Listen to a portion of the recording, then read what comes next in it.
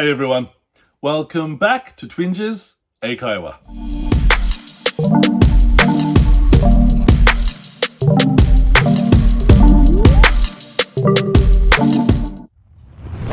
皆さんこんにちは。Twinges 英会話です。Welcome back。今日のワンポイントレッスンは phrasal verb 句動詞。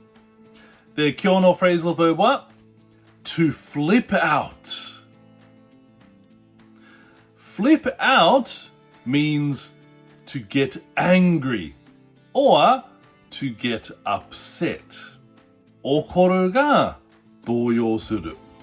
例えば、My wife flipped out when I came home drunk. 酔って帰ったらに妻超怒ってた。で、もう一つ。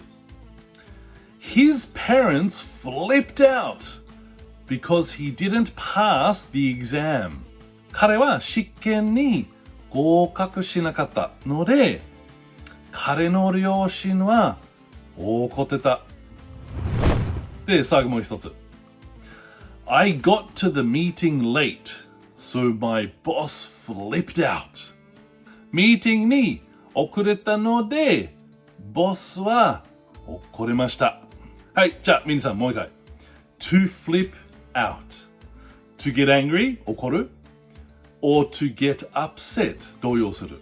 はい、皆さん勉強しましたか？はい、よかった。それで質問ならば、提案ならばみんな下、コメントお願いします。待ってます。で、皆さんいつも見る。本当にありがとう。Thank you for watching and see you in the next one. Bye bye.